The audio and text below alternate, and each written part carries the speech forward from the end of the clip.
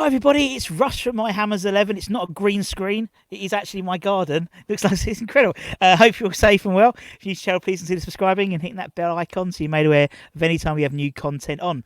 Videos going up daily, but sometimes 2-3 times a day, particularly if we just secure Premier League status or something like that. I get it might be in a good mood. So make sure you hit, it doesn't happen very often, it does happen, but so just hit that bell icon so you don't miss any content. Loads of great guests come up, including today's guest, journalist, TV producer, roaming reporter, but more importantly to us, founder, editor, and the brains behind the Blowing Bubbles magazine. It's David Blackmore. Hi, David. How you doing, man? Yeah, really good. And I have to say, loving all the videos. I've been watching them all as they've been going up. And it's been such a fantastic mixture of fans, lifelong fans, perhaps more modern day fans, plus, ex-players. So it's been great to sort of hear some of the stories and also the genius thinking behind some of the 11s as well. Because I just assumed it would always be, everyone's all-time 11, which probably could have got quite boring after a while. But actually, people have been coming up with different ideas for it. So hopefully mine is in that ilk. Okay, we'll come to that in a bit. No, yeah, thank you. You're right. Yeah, it's by putting a few caveats on it, we tried to make it not so, it's not everyone Parks, Stewart, Dix, more Martin, and as you said, I think we had about 170. I've just interviewed an ex-player, and he's put 2 new ones who haven't been on the list. 170 odd different players, which is incredible, really, when you think about it. But yes, you said different ways, different and people have, because until obviously recently we've had no football, so people have had a bit of brain space, COVID creativity or whatever they call it, and they've taken the challenge, and we had Richard Digest on the other day, and I think he hasn't done any work since I asked him to come on the show, because he literally wrote a script. It was fantastic. But how are you coping in this weird world we live in?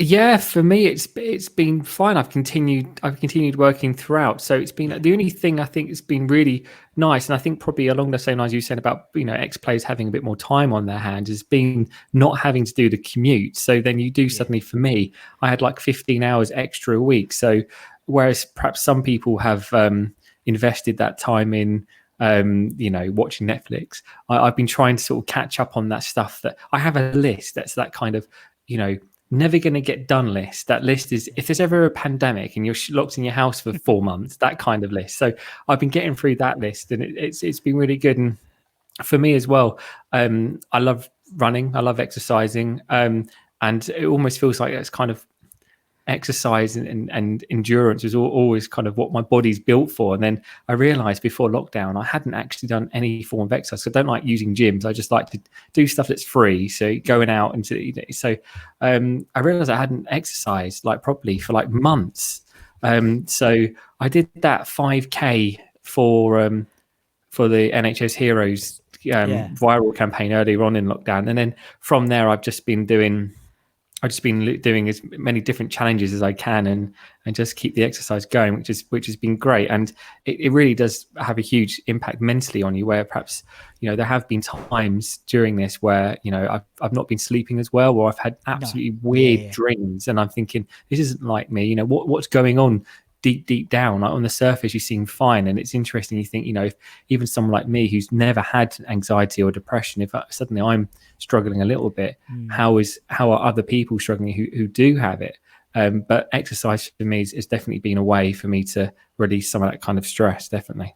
Yeah, you're right. I mean, it's the same with everyone, isn't it? It's even even my daughter. She's 8, and she's been living no problem at all, and then there'll be like a bad day, and it's weird, isn't it? You know how it all works, and obviously for her not seeing her mates all the time and stuff like that, where they'd be interacting all the time at school, all these things you don't necessarily think of. And as you said, the commute, as you said, not only 15 hours, how much money you're saving on your train ticket and your stuff as well. So it's and until recently we haven't had West Ham to worry about. So I know. Well, they come back with a vengeance. Yeah, I mean, it's funny actually, because when the lockdown got announced, I was thinking this is going to be fantastic for Blowing Bubbles, because what this means is that whilst people are missing football and they really want to have that little bit extra in their West Ham in their life, yes, they can go on the websites, but actually, do you know what? They're at home anyway, so they might as well have the fanzine delivered through their door and they can read it. And I thought, do you know what's going to be great? April, May. No, in my mind, I was thinking it was just going to be April that it was going to be suspended. So I thought, so I sent out this email to people saying, you know, we're going to keep going. We're going to keep putting a smile on your face, keeping you informed and entertained through this lockdown of little West Ham bits. You know, we do a bit of nostalgia, all this. Sent this massive email to people, and then 2 days later, I get an email from the printers saying, "Yeah, we're having to close." And I was like, "Oh, I just hadn't thought." And I think that's the thing with this pandemic is that you don't realize how many people or how many it impacts every single walk of life. And I know that it's really obvious to say now I'm saying it, but I was very ignorant. I thought there's no way that our printers wouldn't go to print, so therefore we could publish our April issue. So yeah, we had most of the content for that pulled together before we had to pull the plug. So we were pleased that football returned and we were able to sort of get back, but it has been an interesting time. And normally we finish the season finishes at May. We've already done the May issue at the start of the month, and then we do kind of a summer annual, which we kind of get out early June, which is kind of a mixture of content just summing up the end of season. So we do our end of season awards, which we've done since 2012, which is very similar to what anyone else probably would have done with the award stuff. But there's just pieces like that just you just hearing from other voices. And this year we've not been able to do the summer annual because we've moved our April or May issues to June and July. And then we were thinking, well, when do we start our issues again? Because normally our issues run August to May, so we've got 10 issues. And then suddenly we're like, well, we're going to do the issue in July, which is just come out. And then we're thinking, well, actually, it's going to be the end of the season come August. And then, so it's all very extraordinary. Nobody knows what's what. And, is the season going to really be kicking off in September? It sounds like, the fans aren't going to be there until October. Are we going to be allowed there back in October? It's just, for someone who's publishing magazines, it becomes very difficult because a big part of what we do is actually, selling, distributing them on match days. So suddenly not knowing when there's, I think like a lot of businesses around the country are just sitting and just waiting and just hoping you can get through this without having to go under. Exactly. I mean, it's just, I mean, everything's still up in the air, isn't it? And obviously until Friday, technically we were still up in the air. What division we're going to be playing in? And it's just I mean, obviously the FA, they announced the England international in October. Wembley behind closed doors. Then a week and 2 days later, Boris is like, "Yeah, we're going to experiment getting people back in October." It's like, no one, no one knows what's going on, to be honest. The thing that I was trying to work out the other day is that does this mean potentially that the London Stadium's going to only hold 15,000, 10,000? Because you think if I'm sat in a seat, well, I'm going to be shouting this way. I worked out the other day. Yeah. We tried to work it out. You have to have 3 in front that you couldn't see, 2 either side of you, and 3 behind. So you're looking at 8 people. And when you try and divide, and the thing is, we've obviously got a 66,000 seat stadium where we cover a lot of the seats that we aren't using. So if you take that into the equation, even if they decided just to do home fans, no away fans, you're only looking at kind of 10,000. It's going to look so odd to have 10,000 people dotted around with 8 seats around them, and just trying to think, and you almost want to go in bubbles of 4 so that you would each have less seats, so you'd have little pockets all around the stadium. I just whoever's having to decide all of it. Yeah.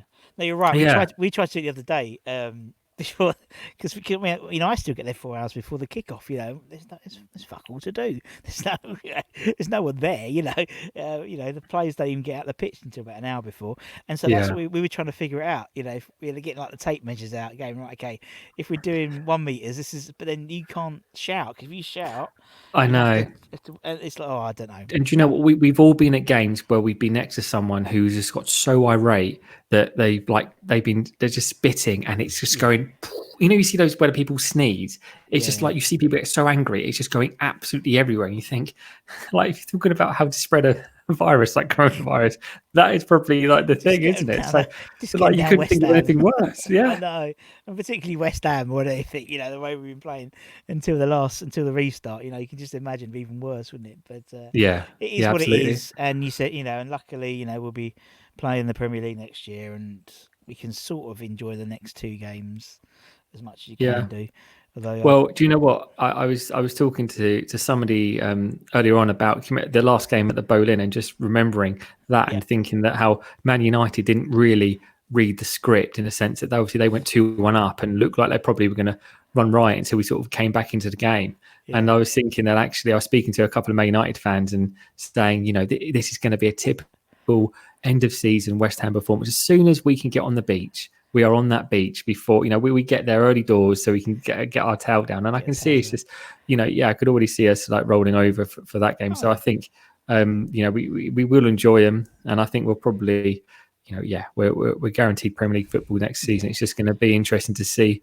Do you know what? Next season, this season was extraordinary. Next season is going to be just as extraordinary, because we may not be getting into the games until October if things work out. And even then, I don't know how it's going to look. If there's only 10,000 fans in a 60,000 seat stadium, it's mad. And the FA Cup semi-finals as well, to see a 90,000 seater stadium, Weird, wasn't it? just with no one there. FA Cup, it just didn't seem right. And the FA Cup final's not going to seem right And either. also the way that it was like half and half on the coverings as well, wasn't it? So you had like the Yeah, Chelsea half of them. It was just weird. It is weird, but unfortunately, we just got to go with it and see what happens, isn't it? It is weird being there at the moment, because I sort of dip my head out and sit outside for a bit, and I can hear the journos typing. That's how quiet it is, yeah. and it's just really strange. But it is what it is, and we'll see what happens. Now, going back to the blind bubble stuff, how did that all start? How did that? How did because it's like, where did you come up with the idea of I'm gonna do this fanzine? I'm gonna do blind bubbles. Yeah, well, I am. I was kind of so I've been a journalist since 2003. As a Yeah, sports reporter, and then I went away in 2007 and trained to be a news journalist, with the hope that the rule of thumb is, you do 2 years news, you learn a trade, then you can move over to sport. And I never quite moved over to sport, but it got to about, so in 2010, I moved to a paper where the chances of progression weren't going to be very good. And I was yeah, thinking, well, I wanted to be an editor. I wanted to be able to say, because it's so long as journalists, I've worked under so many editors where people say, this is how I want you to write. This is how I want my newspaper to be. And I thought, you know what, I want a bit of that action. And mm, I'd already been writing for Overland and Sea, the fanzine, yeah, there at the time, Gary Firmage's fanzine. And it was great to have my name there and in print, and it yeah, was a lovely feeling. And I thought, actually, maybe this is something that's kind of a bit niche that maybe I can get my teeth into. And mm, obviously, a lot of West Ham fans will know Gary Firmage quite often. Before he did eventually throw in a towel, kept threatening to throw in the towel. yeah, So I had said to him, look, I'll take it off your hands. yeah, Let's talk. Let's take it. And we kind of, well, he might have a different explanation, a different story to me, but my story is very much, I thought I was taking it over, and then he said that he wasn't. And I thought, actually, do you know what? I'd done enough research, and I thought, I'm going to do something myself. My vision was, at the time, kind of like how podcasts are sort of going at the moment, and how video, these kind of mm, media is really driving at the moment. My thinking was that, actually, maybe I should have something like a digital magazine, because that seemed to be quite all the rage in yeah, 2012. A lot of people were reading their stuff on digitally. So the idea was that I was going to do a digital magazine, because it completely reduces all your print costs, which 7 years on, 8 years on, I'm still regretting ever sort of going into print, because it does cost so much more to actually get your product out. But I made the mistake. So it was Aston Villa at home, first game this season, August 2012. So we'd just been promoted, and it was actually after Faz Tay scored at Wembley. I was on the train home, and I was like, yeah, I'm gonna launch my own magazine. I'm gonna launch it. And I've always, it is a fanzine, because it's produced by fans. But my thinking has always been that it's a magazine. And the reason yeah, why I say that is because whenever you say fanzine to someone, people have always got this vision of it being stapled together, being black and white.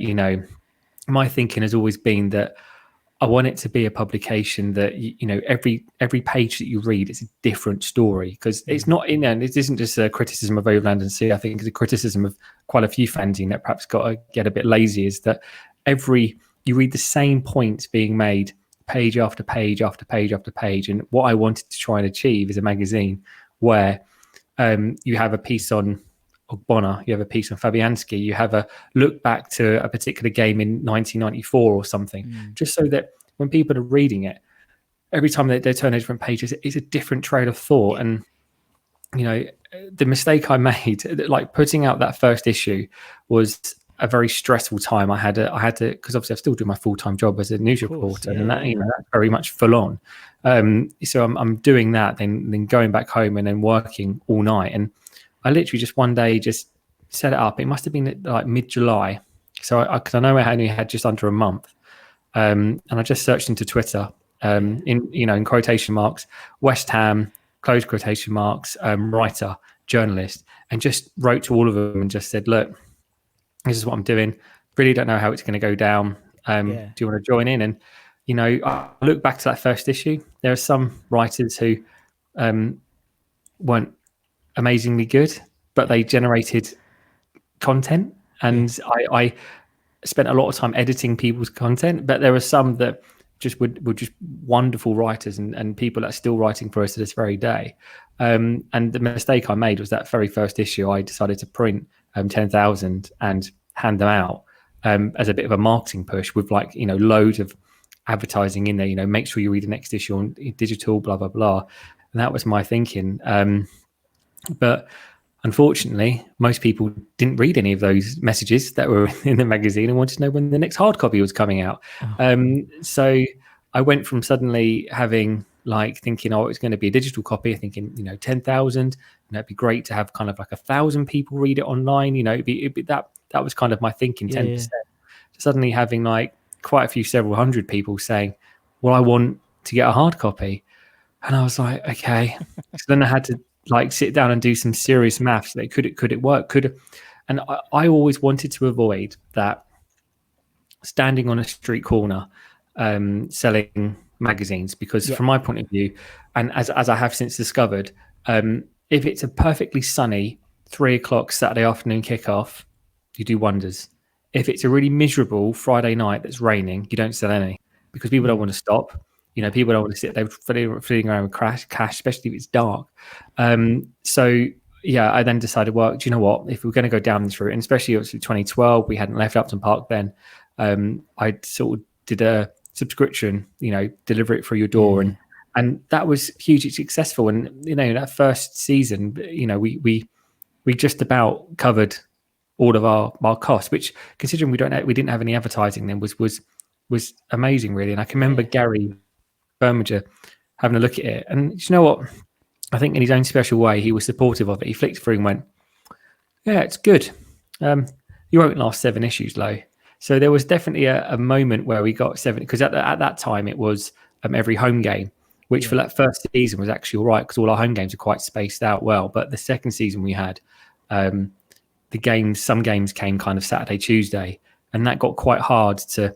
By the time people got that issue for the Saturday, we'd be posting the ones for the Tuesday. It just kind of got to the stage where actually a lot of the content wasn't fresh or wasn't original, and it was also focused. It was the timestamp on it. I definitely felt, especially with OLAS, that not only were you reading the same point over and over again, but you were also reading people saying, well, if we beat Everton today, well, we just lost to Everton today, so the rest of this column is completely defunct because because I'm reading it after the game. So I wanted to produce something that people could read on their way to the ground.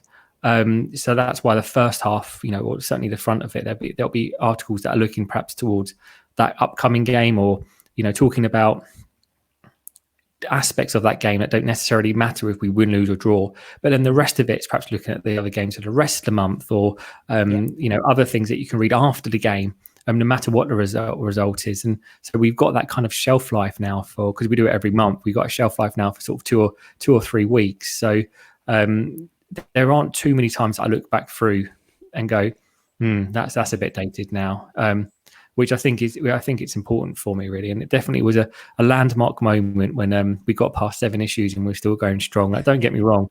I know there have been fanzines that have popped up and died a death quite a few times over the years, but we've managed to sort of stand the test of time, and the thing that's kept us going is the fact that we have got such a wonderful group of, first of all, writers that generate the content. I say to them, every month I say, right, I want you to write a piece about this, and I want you to research this and this, and they go away and they do the job fantastically. And we've now got a product that I'm really proud of. And when you look at, we had our 100th anniversary in February this year. When you look back from like the first issue to the 100th issue, and you see just how much has changed in terms of style, font, layout, everything, it's an incredible journey that we've been on, and it's been huge thanks to those subscribers that have continually in their hundreds pay to have it delivered through their door, both in the UK and internationally as well. Yeah, no, definitely. And as you said, we've had quite a few of the blowing bubbles peeps on the channel before, and yeah, you're right. It's about quality, isn't it? It's about the people. There's so much stuff you can read online, and opinion pieces and fans' websites and stuff like that. Having something quality journalism, so to speak, about West Ham, written by West Ham fans. Makes a massive difference. It makes a huge difference, doesn't it? Yeah, and do you know what? I know that newspapers and print is dying a death at the moment. I left print for that very reason, because I just couldn't see how it was going to last 5, 10, 15 years. And fundamentally, and I think what will happen is that you are going to see more niche publications that are going to arise, like you see with like podcasts, and like you see with vinyl getting a rise again. I think when it comes to, and I might be proven completely wrong here, but I do feel like there's so many websites that are producing so much content that when you go on that website, you don't know where to start. And actually, I think fundamentally, we're quite lazy beings in that you want to have someone who's pulled together something for you to read, and you can just go through it. You don't have to click. You don't have to click other things popping up at you. I know what you mean. You just sit there and have a printed product once a month that has content that looks forward, that looks now, and it looks behind. And at the end of it, you feel like you're a bit more informed. Hopefully, you've had a few laughs throughout it.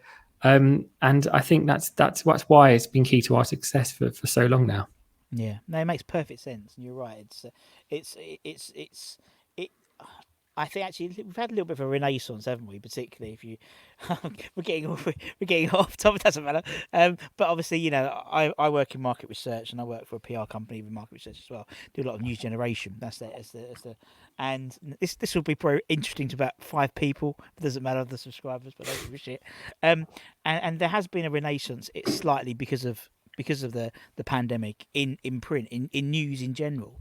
It was dying a death, wasn't it, really? But there's obviously people have been listening to the news, find out the latest reports and things like that, and then have stayed on. So I think the NRS posted an increase in the last wave, of readership, and that's hasn't been heard of for many years. And but I know what you mean. It does, to have something where you can just go on, you don't have to search for it. It's been created, it's been edited, and you can just read it. And as you said, you don't have to go searching for it. It must be a nice thing to know, particularly when you get that edition that it's all been done for you. As you said, it's lazy. I know what you mean. I know totally what you mean. Well, I just think it's one of those things. I'm not reinventing the wheel, and there'll become a day where everything will be digital, and someone somewhere will go, do you know what would be really interesting? If I, rather than have these 20 stories printed, published online, and what if I pulled that story was the prominent story, this story is perhaps featured towards the back of it, and then put it together in this thing. I'm going to call it like a newspaper. And then people can buy that, and they can read it, and they can just see, my editor's vision on that.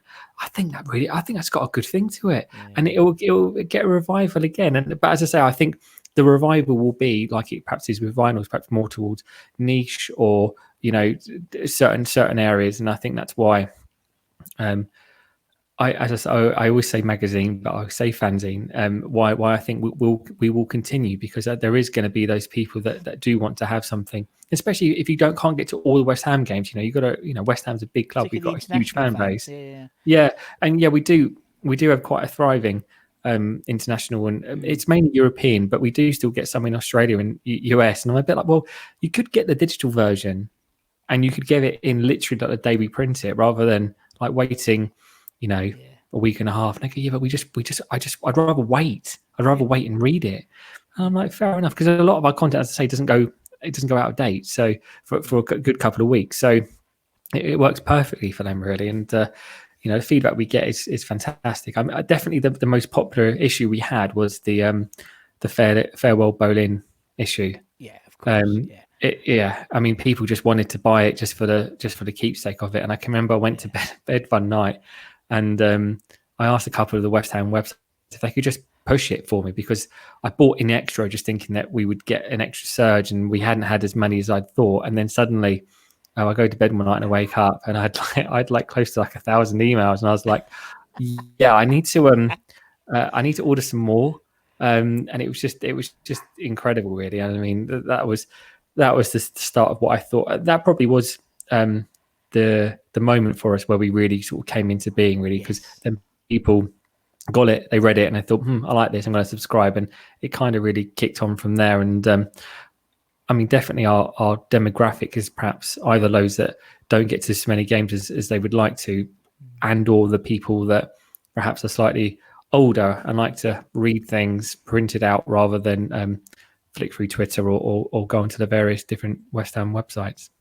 No, it makes perfect sense. And obviously, since Blind Bubbles has been going, you mentioned obviously about the last game at Bowling, which is obviously a great addition for you. Are there any sort of key milestones or memories of your time being sort of running the magazine? Won't call it fanzine, running the magazine, that obviously some people might not know about. Maybe people you've interviewed, or I don't know. Really, it's up to. What's that light? Come on, doesn't matter. Security lights go. Yeah, no, I mean, for us, the first few seasons, it was very much a case of me, just there wasn't much. There was thinking in what the content was going to be, but in terms of interviews and stuff, we hadn't really gone that far. It was just a case when things sprung up that we'd pounce on an opportunity. So for the first few seasons, it was more of a case of me work on a Sunday night. I would stay up. I would sit at my desk at 6 p.m. and go to bed at 3 a.m. having edited and done all the content. But then I had a couple of people come on board, particularly Simon Osborne, who's the managing editor for us, and he very much looks after the design thing. Actually, he started to say, look, we should be having a big interview every month. And luckily, we have a brilliant journalist in Julian Shea who goes out and he gets these big interviews for us, and they're all sort of timeless interviews that he gets. And for me, that's been the thing that's been most memorable. We've had a couple of interviews with Harry Redknapp, a couple of Trevor Brooking. We even got this wasn't from Julian. This is from another journalist friend of mine, and that's why it's always handy to have loads of journalists, sport journalist friends. Is that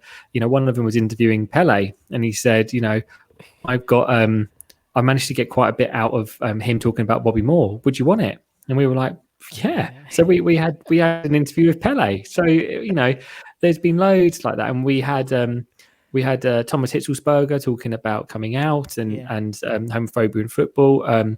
We had quite early on. We had a piece with Julian Faubert, which went down.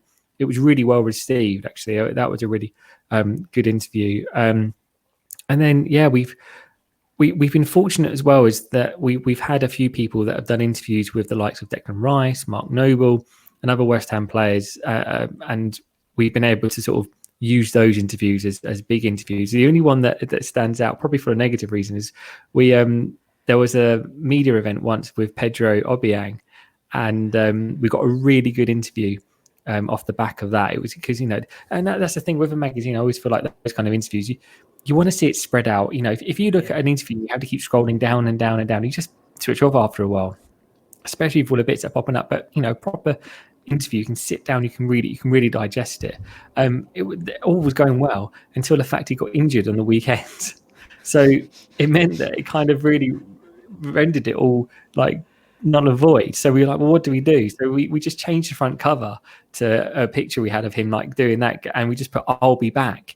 And it was just perfect because it was topical and it looked like we were responding to something really topical, whereas in fact it had all been done beforehand, and we were suddenly like, oh, what do we do? What do we do? So yeah, we've been really fortunate with the interviews we've got, and we've had Phil Parks and George Paris as our columnists now for quite a few years, and they're fantastic. You just give them a call, we say right, and sometimes we say to them, what is it that you would like to talk about this month? We have an idea of kind of roughly where we want it to go in terms of, what we want to ask them about. But, sometimes they go, right, yeah, this month I want to talk about this because it's disgrace and I want to talk about it. And it's been wonderful to have that input. It'd be great for us to have, we have tried to have someone like a Jack Collison or someone, perhaps one of the more modern day footballers to talk, because a lot of the times, especially with George and Phil, you get kind of a, well, in my day, this would be what happens. So it'd be great to have perhaps a more modern footballer talking about all the different, the different things, and perhaps relate to a bit more as to what's going on the pitch or indeed the dressing room. I know what you mean. It's like when I interview and I've ended up being obviously very fortunate enough to interview a lot of players, for a relatively early channel. This is, and you're right. Yeah, it's great interviewing the older players, but I wasn't around to see them play really. So, I have much more. We've interviewed people like Anton Ferdinand, or we've got Jack coming on the channel soon, and even John Moncurs and Martin Allens of this world. I relate to that more because maybe it's more of the football I remember as a I'm going to switch this light off because it's really 2 seconds. It's going to really annoy me otherwise. Sorry, everybody.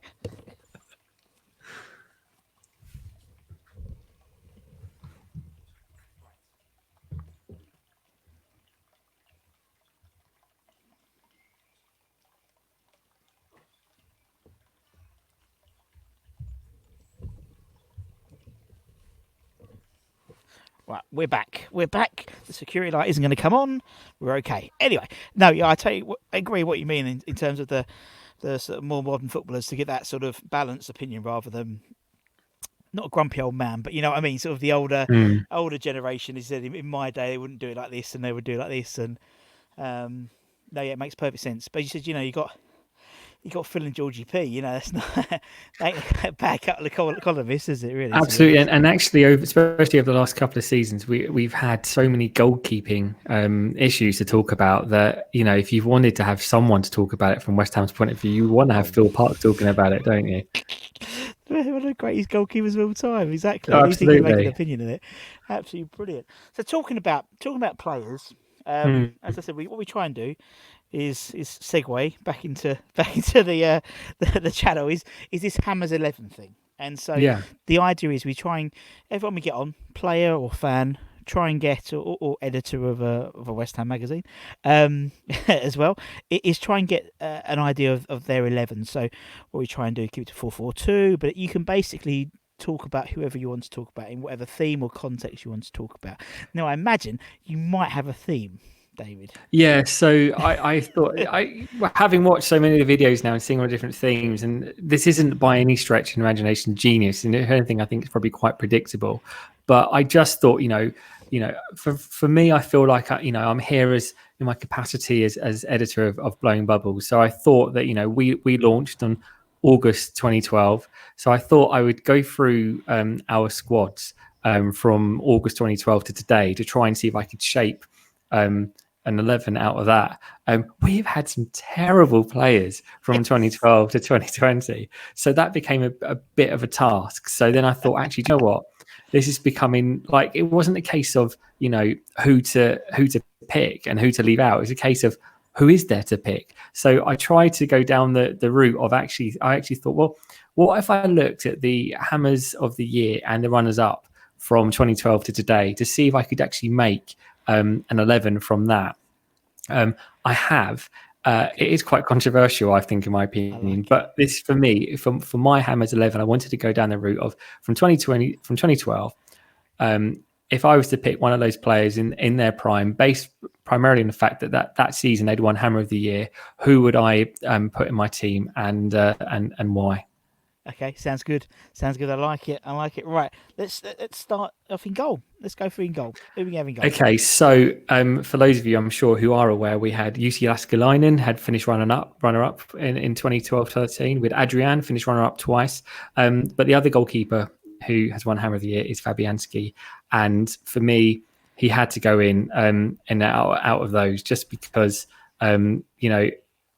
I saw when he was goalkeeper of Swansea, he was always in my fantasy team for one reason why, even though they were getting hammered every week, he was making so many saves that I just couldn't believe that how many points he was earning. Because so when I got relegated, I was like, I really hope we sign him, and when we did, and I just I don't. Do you know what? I never feel like. I mean, he does make some fantastic saves, but he's always in the right position, so he doesn't have to make worldy saves because he's already there or thereabouts. And there are some games where some that he has been disappointing, particularly that Liverpool game away from home. But do you know what? I think by and large, he's been such an incredibly safe pair of hands, and I think when you look back to some of the goalkeepers we've had probably since Phil Parks, he has to probably be up there as to one of the best goalkeepers we've had. And it just shows the difference when Roberto came in, just how much the lack of confidence they had in him compared to when Fabianski came back.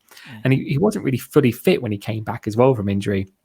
And it was almost like the defenders just suddenly upped their game so much more to try and protect him from having to do too much, but also knowing that they had safety behind them. And I just watch him, and I'm sure he's now going to prove me wrong next season by having like consistent howlers every game, week in, week out. But I just think he's the right keeper at the right time for us, definitely. Yeah. No, I totally agree.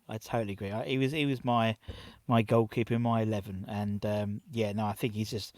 You're right, and I don't think I appreciated the effect of a goalkeeper on the team until he wasn't there. And hindsight's always a great thing, Adrian, see you later, mate. This is what we're going to pay you. You don't want it? Okay, go to Liverpool. It's okay. We'll get these 2 reserve keepers in. It's all right. We're going to send the kids out on loan. In hindsight, or even before that, the whole idea seemed a good idea. Get Trot, give Trot a couple of years, and by the time he got back, Fabianski might be on his last legs, and then Trot could be in the. It makes sense, but obviously then.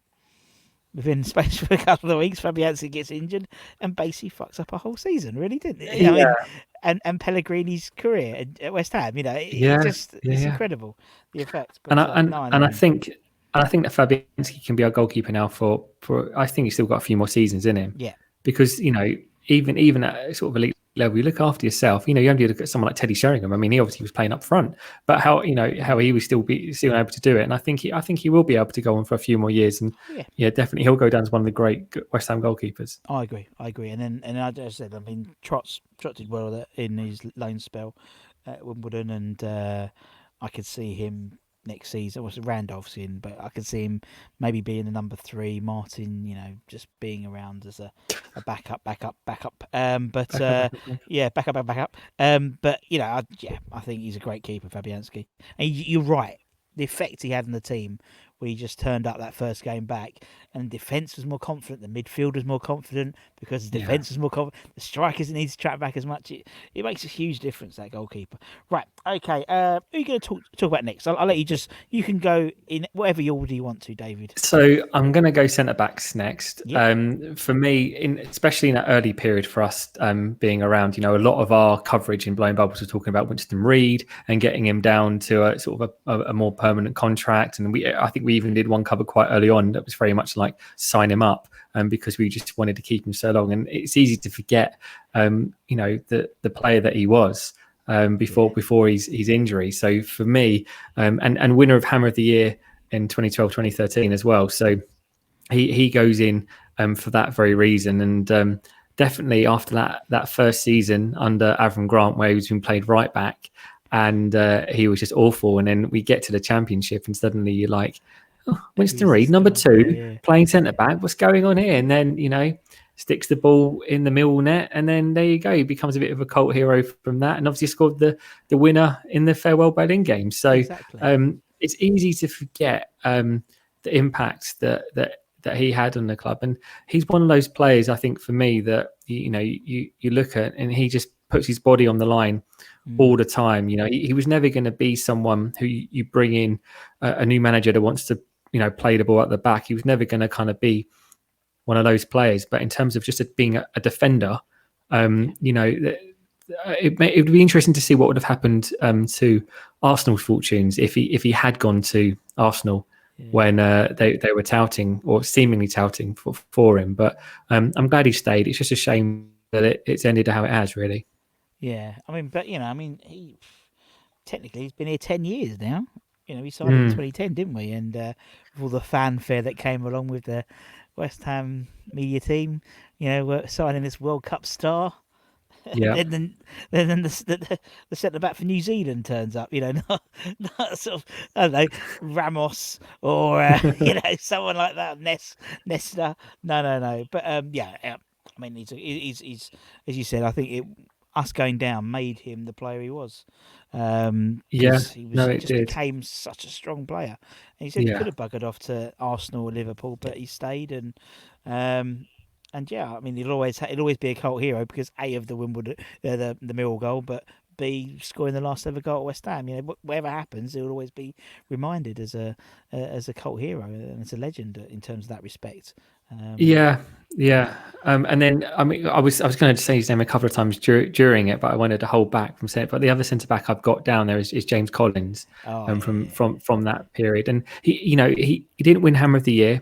He wasn't ever runner up, and I think that's an absolute crime. That the fact he seemingly never got close to it. But in terms of two centre backs for this time that we've been in, where we haven't been fantastic for. If you look at how many seasons we've actually come away and gone, we've had a good season there to that, and especially even that last season. I mean, he was just a tower of strength, and it was. I was talking to a few of the Blown Bubbles writers about my thinking in the team, and a few people had said, I think a lot of people forget the games that James Collins almost single-handedly either kept us in a game for a draw or kept a clean sheet enough for us to get a win, and throwing his body on the line all the time, and them two as a collective partnership at the back, not blessed with an awful lot of pace, but in terms of sort of that brute defending, that kind of old school defending, probably last of their breed really, but he was fantastic, and some of the headers he scored, and particularly that I watched it back the other day, the volley against Chelsea. I mean, he only a few months before had been playing in the European Championships, and he's back and banging him in against Stamford Bridge. So, what a player he was, and it's just a shame perhaps that he'd gone to Villa to start off with. So we didn't have him for as long as we did, and perhaps a shame how it ended with the club, and how I'd like to see. I know that David Gold had actually said to me, he's going to be welcome back at any time. In fact, we're going to see if he can be there at our next home game, and lo and behold, there he was at our next home game. So it was nice to see him get that some sort of recognition. But it'd be really great as someone who really did love West Ham United, it'd be great to actually give him perhaps a better send off. And I mean, I know he probably didn't make the 10 years testimonial level, but I think perhaps a lot of people would agree that given the blood, sweat and tears that he put into that football club, that maybe he would perhaps be worthy of one. Yeah, no, I totally agree. One of my adopted Cockneys. Even like the fact when he sort of, people said, they went to, Arsenal away, and he's in the crowd. And actually, I think his second period at West Ham was arguably his stronger, because he just had that sort of rugged veteran centre back Alvin Martin type, persona. He just looked harder when he came back. He had the skinhead, and he had this affection with Chav Corner and the new Chav Corner. I love a player who jumps in the crowd and gives their shirt away, but like not sort of like, not sort of like a plastic player, but he just like picked out a little kid and always gave his shirt away, and and he's just there, Charlie. I love players who just look like they just love the club, and he did, and I agree. The send off wasn't as it should have been for someone befitting of the amount of it, particularly that last season when he really put it in. I remember Nobes. Do you remember Nobes on the pitch when after they did their lap of appreciation, saying he needed the contract, and he needed something. But yeah, it'd be great to see him around the club, doing stuff for the kids or whatever. I know he's got his academy, and clearly that's an area he wants to be in. He does a lot of TV, obviously, and he's always seems to be doing the West Ham games on TV, which is for the States. Yeah, and one player who I did kind of have Collins / and or kind of was Issa Diop. Now I know he hasn't had the best season this year, but as a centre back myself, perhaps if I would encourage anyone to when he's on form, just to watch him play. And I did that when we played Man United not this season, the season before, and just watched him play, just watched him defend. He reads the game beautifully, and he's still young, so he still makes mistakes. And Agbono has been there to hold his hand at key points, but he's that kind of new breed of centre back, the kind of the big, powerful, but can play with their feet brand, who can bring the ball out and go for a run. And he's lacking confidence this season, but when he is on form, he give him a few years. If he stays with us, he's going to be one of the best centre backs in the world. He's vision. He just needs to keep having that confidence. He needs to get that confidence back. But he can read a game, and some of these tackles, and there'll be a player going through, and all of a sudden he'll be there. And like how I said about earlier about watching, players that are playing at the peak of their game, so like Mo Salah or David Silva at Man City, and you just watch them, and they always seem to have that ability to create. They touch it, and I guess it was a bit like Dimitri Payet as well. Whenever they controlled the ball, they always seem to have like yards of space, and you can never work out why. The flip side for Diop is that whenever a player looks like they're about to make something happen, he's there. He reads the game. It reminds me a lot of Rio Ferdinand. He really does. And I know that a lot of people got on his back, but he's young. What I can see, just that raw talent, it's all there. And he did come very close, but I think just on longevity in terms of service, I think Collins just got the nod above for me. But I'll go left back next. And the left back and right back were a bit of a struggle because let's face it, we've not been blessed with many fantastic left or right backs, but purely because he won Hammer of the Year in 2014-15, I've gone for Aaron Cresswell. And I think it's perhaps hard to it's easy to forget, that that relationship, that the combination that he had with Lanzini, Payet, just that almost wonderful triangle that they had, that synergy that they had. And I don't think like he's ever fully kicked on as a player. Like when he came here, I just felt like he had so much potential, and he was about to kick on. And I felt like perhaps if Payet stayed another season, I do wonder perhaps if that would have been the chance for him to have really kicked on then, but he didn't. He got injured, and we have the Aaron Cresswell that we have today. I still love him to bits. He's I definitely, in the Watford game, it was very interesting seeing him and Ogbonna, two of like players that struggle to turn as quickly as an oil tanker, try and keep up with some of the Watford players. He's still, that's Saar. We should be putting a bid in for him straight away.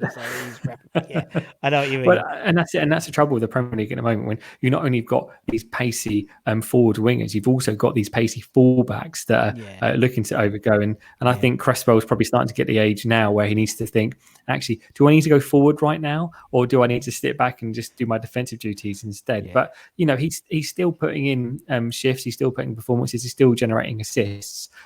So that for me got him a slot, and the fact that he was Hammer of the Year as well just made it even sweeter for me.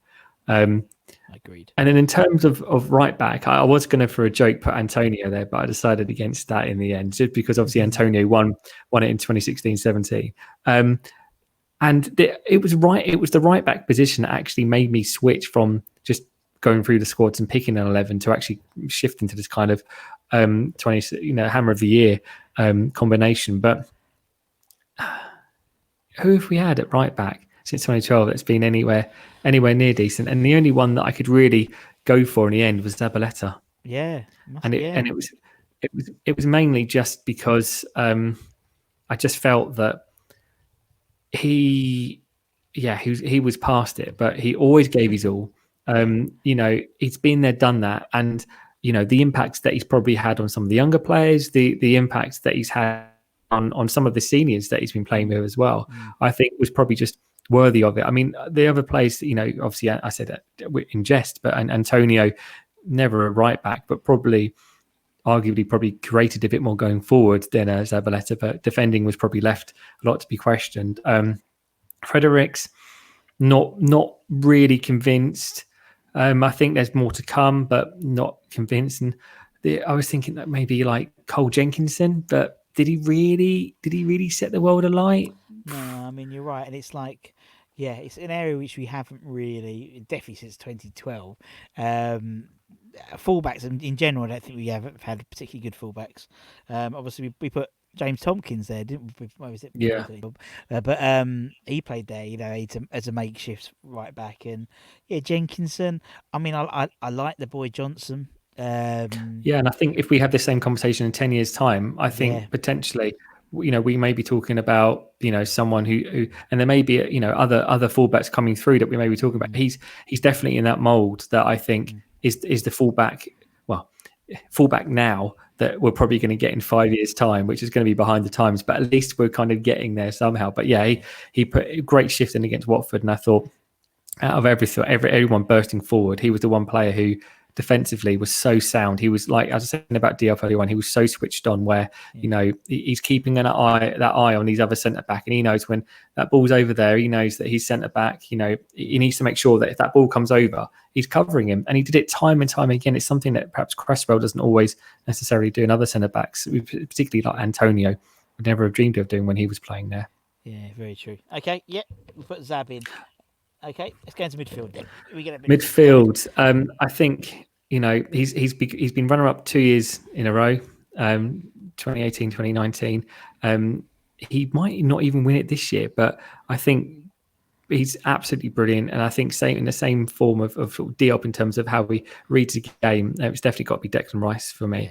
He even from when he started, you could see that he was a quality player, and you could also see that he needed to add more to his game, but you felt like every game that he plays, and I'm sure Declan Rice has come up more and more in all these videos that you've done, but he's just a phenomenal player, and now he's starting to bring that driving the game forward. He's starting to get that kind of Steven Gerrard-esque, I'm going to grab a game by the scruff of the neck and I'm going to drive this team forward, and perhaps where Noble has done it, but through kind of just continuously running into a brick wall, Declan Rice jumps over that brick wall. And I think that's the difference perhaps between the two of them. And it's a blessing that Declan Rice is next to someone like Mark Noble, because he will get the passion from Noble, and then he can make his quality go from there. Yeah, no, totally. And I mean, yeah, same as you, I saw him when he was under 23s, under 19s, I think, as well, and head and shoulders above them. Not necessarily about ability, but just presence on the pitch. And for a young English player to have that level of leadership, John Terry-esque leadership, is something that not only is good for West Ham, but it's going to be good for England, because he's brilliant. And yeah, as I said, particularly since restart, you can see the pattern of the midfield of how Moyes wants to play it, with obviously Souček and Declan, and then that third spot being based on who we're going to play. If we're going to play a team, we need a bit more steel. Mark goes in. If we need something a bit more flashy, or Fornals or Lanzini or Anderson or whoever, in that sort of in that third man, or even Snodgrass. God bless him when he gets back. And yeah, he's brilliant. I think Dex, and that goal against Watford was just incredible, and I love his interviews afterwards, because he's he's still so passionate, and he's still so chuffed. He'll get that beaten out of him by the PR team sooner or later, because he's too open, too honest. And he'll need to sort of read up a bit more on a few more cliches, like game of two halves and stuff like that. But yeah, no, you're right. It's wonderful to see. And I think unless we get ourselves into a position where we're top 10 and pushing for Europe, I would hope that, that someone puts an arm around him and says, look, just give us 2 more seasons, see where we are after 2 more seasons. If we're still, struggling with relegation, then look, you move on. You go to a side that's pushing for these kind of trophies, and you go on and you make it something of your career. But just give us those 2 seasons to get into a position where we can build a team around you. I mean, you have to look at Kante, and I don't think he's going to be as good defensively, but there's no reason why he can't be better offensively. And I think that's the big thing from Declan Rice. But as I've already mentioned him already, I think when you look at this period at 2012 to 2020, I mean, West Ham football, one of the stalwarts in the midfield has to be Mark Noble. And that's why he gets the nod for me. A Player of the Year, Hammer of the Year in 2013-14. Has he only won it the once? Maybe he won it again before, but certainly it just got down the once for him in 2013-14. So I think, you know, every year we always run an article that says, "Is this it for Mark Noble? Is Yeah. that it? Is it over for him?" And every season he comes out and he proves us Yeah. wrong. I think he's done the same again this year. And I think he's had to change his game, but the best pros do. And the Yeah. fact that he's got to 500 games, I think he's even quoted and said, you don't get to 500 games through luck or chance. You have to earn it, and he has, and he's gone through so many West Ham managers where, like I was saying earlier about having to prove yourself again to a newspaper editor. You get a new manager comes in and says, Yeah. "We want to play this style." You have to prove yourself over and over again, and he's done that consistently, and he's continuously proved his doubt was wrong. And when you look at this time in West Ham's history, and getting taking the armband from Kevin Nolan, and I do wonder whether perhaps he did, in terms of sort of the molding him into the player that he is today, whether he did take a bit more from Kevin Nolan in terms of his leadership abilities. I definitely felt as soon as he got that armband, he's like sort of chest puffed out a bit more, and there was that more sense of pride, and he ran through even more brick walls to get the result we wanted. So that's why Mark Noble gets a nod for me. Gotcha. Are we going to run a piece next season asking if he's going to have the legs for this season? Of course we are. He even admitted after the Watford game, he's going to be on the bench more times than he's going to get games. But at this time of his career, and I think he understands that, as club captain, it's not always about minutes on the pitch. It's what you do off the pitch that's going to have a huge impact on the future of West Ham United. Yeah, totally agree. Totally agree. And you're right. He's. I watched the piece the club did on the 500, which I think Rob said they meant to do it. He recorded it in February, but obviously he didn't manage to play his 500 until something like 6 months later.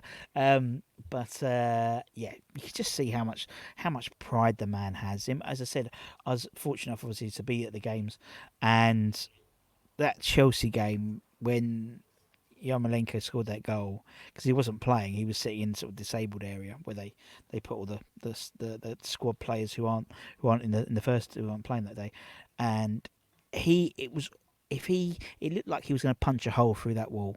There was so much joy, and as soon as that whistle went off, he leapt over the barrier and like ran down the tunnel, and he's just got so much love for the club. And I hope, having interviewed people like Kevin Keane, who is the under-18s coach at the moment, and what you spoke about Mark being a coach after he retired. Kevin's working on him. He says he's a brilliant coach for the kids because they look up to him, because he's my Billy Bonds. I wasn't around to see Billy play. He is my Billy Bonds, and he will be, hopefully he'll be, if he when he retires, not a case of if, but when he retires, there's a stand still there which hasn't got a name on. And we're not going. Are we going to see another one club man? No. I don't think we are, and that's what I was saying about Declan Rice. I can't see, as much as he talks a talk. At the end of the day, he wants to achieve things. If we're not offering that ability for him to achieve stuff, it's not as if we're going for the FA Cup every year, is it? You only need to look back at the last few FA Cup performances to see that we definitely prioritise the Premier League over the FA Cup. Now, in terms of my wingers, I was. As I in jest spoke about Mikel Antonio at right back, but I thought based on his current performance where I could put him up top. But actually, in the end, I made the judgment call to put him at right wing. He won the Hammer of the Year in 2016, 2017. He's been around for a long time. I think perhaps we forget how long he's actually been around. I mean, he scored during that farewell Berlin game as well. So he's scored some pretty big goals in this short window in West Ham's history. And we talk about that game, talk about the first goal at the new stadium, and obviously what he's been doing lately. It's been phenomenal. And do you know what? I think people, maybe they don't, but I just feel perhaps people need to understand how difficult it is when you're playing against two centre-backs in the Premier League to have any impact on any game. Because the whole point of playing a 4-5-1 system is that the ball's being worked up to you, and then you've got options around you. I mean, that was what it's supposed to be under Pellegrini, and when it works, it worked really well. But against Spurs and against Wolves, there were so many gaps between midfield and attack. And he was playing against decent centre-backs. And that's what was so strikingly obvious in the Chelsea game, that suddenly we were pinging balls up to him and he was absolutely bossing two centre backs. It's not just Yeah. being better than your man; it's being better than both the centre backs and the full backs. I mean, he had them all in his pocket, and he just kicked on from there, really. And I still think that my preference for him, position wise, is on the wing, right midfield, left midfield. I think I quite prefer it right wing for him, because he's one of those players that will run to the byline and cross it in. He doesn't tend. I don't think he likes to cut in. I think he prefers to go to the byline and I mean, his crossing ability isn't fantastic, but 9 times out of 10, I think someone once said to me that he's probably a player that not even he knows what he's doing when he gets the ball, and so that scares the bejesus out of defenders, because neither they don't understand what he's doing either.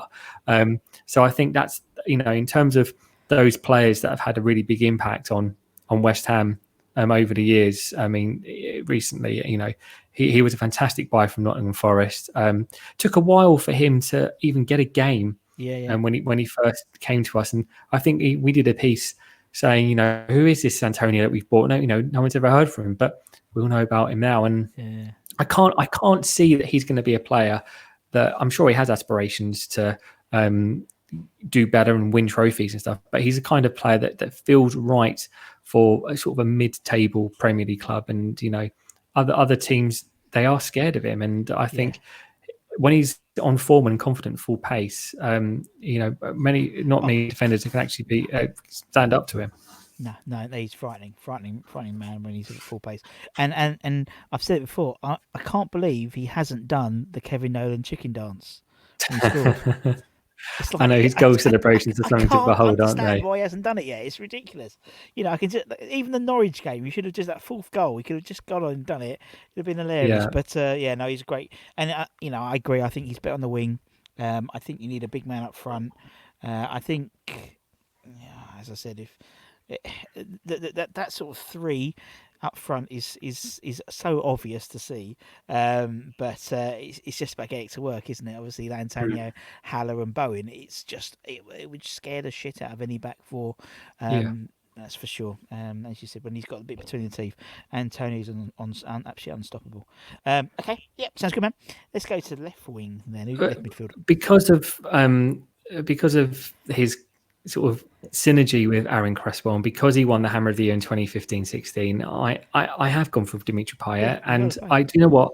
I've never been one to hide away from the fact that I understood why he wanted to leave. And I think people need to, perhaps how it all came about at the end wasn't ideal. And certainly some of his performances when it came to the end weren't ideal. And I think that he probably doesn't regret them, because they're footballers and they earn a lot of money. But I think he probably didn't like the way that it ended. And I think you ask anyone, in terms of if you're working away from your family, and people that do that, if it's not quite working out how you'd seen, and someone give you the option to go back so you can work near your family again, I think a lot of people would take it. But putting that to a side, as a player, in that kind of bracket of players that I just love to watch and just sit there and watch them play, he's got to be up there, and he'd get the ball and he'd have yards and around him, and you think, but surely other teams know that what he's capable of, surely they'll close him down. But because of his quality, because of that first touch, because of his awareness and his positional play and his ability to he knows he's already kind of 2 steps ahead of you. As a defender, he's a nightmare to play against, because as soon as he gets the ball, he knows he's going to go there. And you don't know, because he's changing it all the time. You don't know what he's going to be consistently doing. Whereas if Yarmolenko, show him down the line, because he always wants to cut in. But Payet had so many tricks up his sleeves, and I mean, the goal that you can get for so many of his goals, but certainly the one at the FA Cup at Old Trafford. I mean, come on. I mean, I stood there and I said, I'm a huge supporter of Dimitri Payet, but there's no way on earth that he's going to be able to score from that range.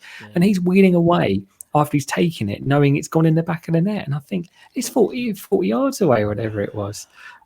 So that's phenomenal. And I think there is a kind of a realization for quite a few people, actually, now that he's gone, and when people reflect and look back, and now that the hurt's kind of gone away, I think people perhaps realized the caliber of player that we had on our hands there, and enjoyed it while it lasted. And that's what I've taken from it. I've tried to blank out the the sad moments that they were of his departure. But look, he wasn't playing that great when he eventually did leave. I mean, he'd put on a lot of weight, and he wasn't doing the same kind of level that we were used to, and he wanted to go home. Yeah. And I've decided that for me, he will fundamentally still be a bit of a snake, but for me, I've just made my peace with that, and I just look back to that final season at the Boleyn, where he and Cresswell and Lanzini just had this telepathy between each other. They just were brilliant with each other, and that's for me why. And obviously, he was a Hammer of the Year, so he makes my Hammers list just virtue of being that. So that's my midfield. Which do you know what? Could equally still be a midfield today if Dimitri Payet did want to come back to West Ham. Yeah, I think, and to be honest, someone like that, you're crying for that bit of creativity in the middle, aren't you? Really, you wouldn't put him on. Yeah. You'd play the three, and but no, I totally agree. I felt honoured that he played for us, because for that period of time, you had a player that all your mates who supported Arsenal and Tottenham and Chelsea, Man United wanted. That rarely happens. Declan Rice is under extent for the people who know that he's good. Everyone else thinks he's thinks he's rubbish. Yeah. But he was the man, wasn't he? Mm-hmm. Payet was the man, and he was the one that when you said, "Oh yeah, we got Tottenham," the Tottenham fans, "Oh God, Payet," I wouldn't mind him, and that never happens for me, so it was nice.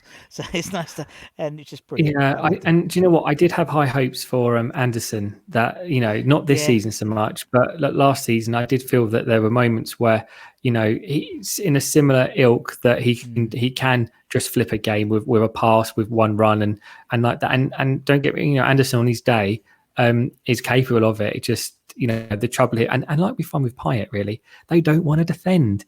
And when you're a side that are struggling against relegation, all your players need to know how to defend, and unfortunately Anderson has been a victim of that while we've been in our struggles recently, because against Wolves and Tottenham he came on for one of the games and I wanted to sub him back off again, because I was like, he literally hasn't done any of the defending. So when it comes to that side of the pitch, I think he made the cut for me. I can't think of many other players that could in this time frame that we're talking about that could change the game. I mean, bearing in mind that when you think of a lot of the players that we're comparing it to, sort of like Joey O'Brien and Kevin Nolan, then we're starting at a low point anyway. But Dimitri Payet was on a different level to most players that we're accustomed to seeing at West Ham.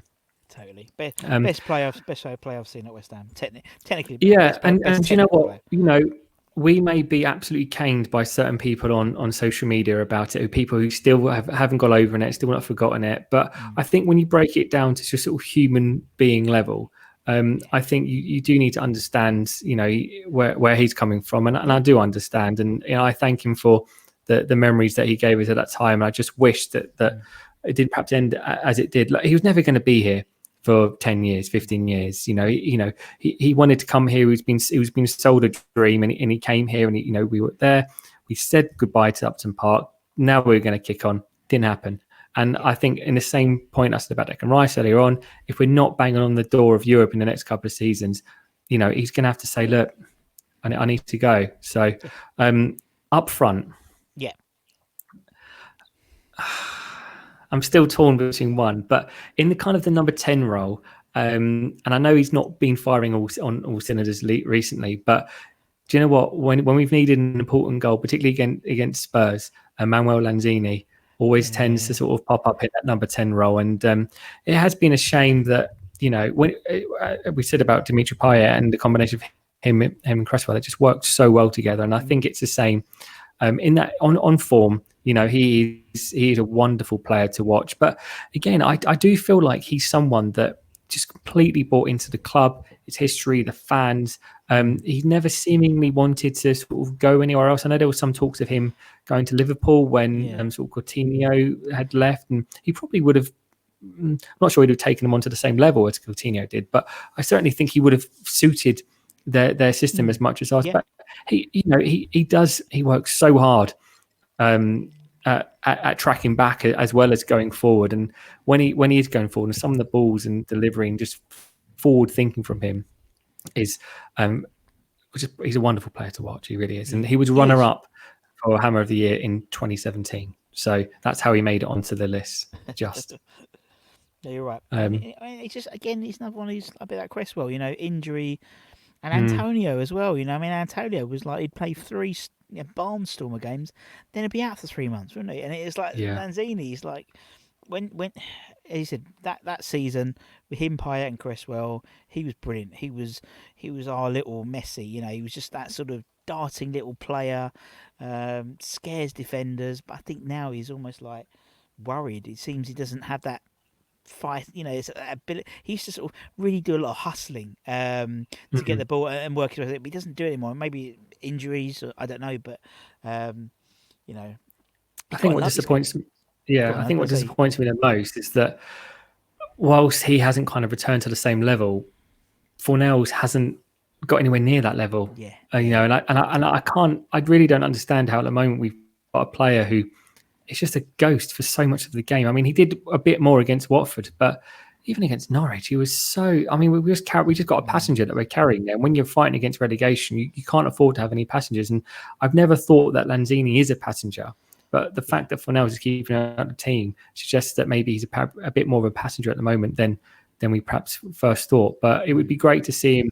I mean, obviously, it's going to be a shortened pre-season this or yeah, time break that they get and stuff. So I really hope that he just gets the chance to yeah, start again, press that reset button, and come back at the start of next season, and maybe prove a few people wrong, a few people yeah. that think he's past it. Yeah, I would have thought the behind closed doors would have had a better effect on some of our less more sort of flair players, Andersons and Lanzinis, and because they have less people on their backs. It's almost like a training game, type of thing. But it just hasn't worked out. And I just think it's a shame someone like Snodgrass has been injured, because I think Snoddy would be in there.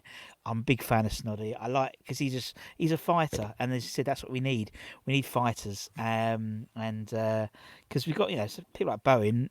Bowen's got both. I think I love Bowen. I think he's a fantastic player, and but yeah, I just He just you just want to, I don't know, kick him up the bum, Lanzini, or do something. It's like, can you've got all the bits of an amazing player. It's just Yeah. it's just frustrating. I think he's a frustrating player at the moment. But you're right. I think who knows? Reset, and we'll see what happens. When it came to the last position, so I've Yeah, put Lanzini in kind of a number 10, and I was trying to think of the centre forwards that I might consider for this. Since 2012, who we had? Colton Cole. It's not really for me. Even though I'm doing this as kind of hammer of the year, runners up of the year. He wasn't runner up or hammer of the year for any of them, so that kind of almost excludes him. But obviously, I put Zabber in at right back, so maybe. But I yeah, thought, nah. Andy Carroll. Well, he spent more time on the physio's room than he did on the pitch. So yeah, again, he's a kind of player that would just by him being on the bench would lift the fans and lift the players, yeah. knowing that he could come on and Too right. he on his day when he's full form. Just look at Crystal Palace, that overhead kick. He's one of the best in terms of that position, but just didn't do enough for me. Certainly didn't do enough to warrant being Hammer of the Year at any times it was at the club, because he didn't play enough games. So it came down really to two for me, which was Marko Nautovic, obviously Yeah, winner of Hammer of the Year in 2018-19, and Allaire, or Haller, as I always thought it was Allaire, but people call him Haller. What I what what think was it's your? I think it's hilarious. I'm really pedantic when it comes to pronunciations, and same as Martin, he's the announcer. He'll pronounce something, you think it's wrong, but it's not. It's right, but everyone, it's like the commentators. I think it's Haller because it's Yeah, French, but yeah. But so look, I know that he started the season well, and yeah, then he kind of got injured, and he's only just coming back to it now. And I think he's faced a lot of unfair criticism. And I think the thing to point out as well is that A, it's his first season in the Premier League, and B, a lot of times he's been so isolated and alone, yeah, um, that I think I'll just take that United game, what we won at home. He was doing things in terms of, like, he was getting no service whatsoever, no, and yet he was still winning the balls, bringing them down, feeding them off. And he is, if we get the system right around him, he is going to be that 20 goal a season striker yeah, that we've wanted for a very totally, long time. I he is. definitely one of the better strikers. He's kind of up there, I feel, with kind of a Dean Ashton on form. I think he's going to be that kind of level of player for us, but if not better. And I really do have high hopes for him. But just on the fact of this season, and him perhaps not setting the world as light as much as I hoped, especially in the early games that I watched, and he was such a joy to watch in terms of how, when you're so isolated up front, to actually be able to win the ball, hold it, and bring other players into the game. He's such an intelligent player, and I think, again, if he's someone that gets a good pre-season under his belt, I think he'll do well next season. However, out of him, Marko Arnautovic, out of Payet and Arnautovic, I really do feel more anger towards Arnautovic. But if I'm sticking to the rules that I've implemented, there aren't many other players that I've got on this list. Actually, I'm just looking that there aren't any others that have won Hammer of the Year or been a runner-up that I've not got on my team. Adrian and Jääskeläinen don't count because they weren't as good as keepers. But I've had to put in Marko Arnautovic. And my thinking behind it is purely because, he came in, didn't start life very well under Bilic. Then Moyes came in, and he managed him beautifully. And suddenly, this kind of ball that was going mad in the China shop suddenly became a ball that could lead the charge. And let's not get anything wrong. We knew what we were getting when we got him because of how he handled coming to us and how he left Stoke City. So we knew what we were getting. He's a bastard, basically. That's what he is. He's a horrible bastard. He's up that kind of Kevin Nolan ilk. He's in your face. He wants to win games. He wants to make sure that, and if you do something wrong, if he megs you and when he scores a goal, he's going to celebrate right in front of your face, because he's not going to celebrate the fans, because he's going to make a mockery of you. So do you know what, that time that we had with him, again, I guess like Payet as well, he was absolutely stormingly brilliant. And he's definitely a player on form we could have really done with in our running now. Again, out of Payet and Arnautovic, I definitely don't feel that Arnautovic's move and how he went about it was justified as much as Dimitri Payet's. And would I take him back right now? I probably wouldn't, because I feel like Haller has probably got more loyalty and love towards West Ham, and I say the word project loosely at West Ham, that I feel like I think he's going to be the one that's going to really lead the charge for us going forward. But Hammer of the Year in 2017-18, you don't do that by luck or by chance. He was wonderful. And it was mainly the latter half of that season, but he was brilliant, and I think he just about manages to get in. It was a real struggle, and I did put Allaire in and scrub him off, only because I was looking at kind of potential and in terms of the player that he is compared to Arnautovic in terms of the centre forward. He was kind of more of my thinking as Issa Diop was in terms of my centre backs. But I just thought with Arnautovic, he Hammer of the Year he was, and in that time that we had him, he was a horrible bastard, but he was our bastard. Exactly, and you're totally right. You're totally right. And you said Haller, if you buy a player in a formation, and then you don't in a particular formation, and then you don't put him in that formation. So it's surprising that he doesn't play as well as he did when he was in that formation. So we'll see what happens. He said a good pre-season, and I think he'll be. He's must. I mean, he's got his quality. That when he almost scored that goal with his first kick against Watford, where he just almost chipped it. I think he's great. I do think he's really great. But there aren't many players that would have been able to make that chance out of it. It was his awareness, and if he'd got the goal, it would have been so richly deserved for the play of his talents. And I think a lot of people get on his back. So I think a lot of people get on his back because they want to see X, Y, or Z all the time. But it's not always what you do with the ball; it's what you do without it. And I think a lot of people don't see that, and a lot of people don't see. Same with Declan Rice.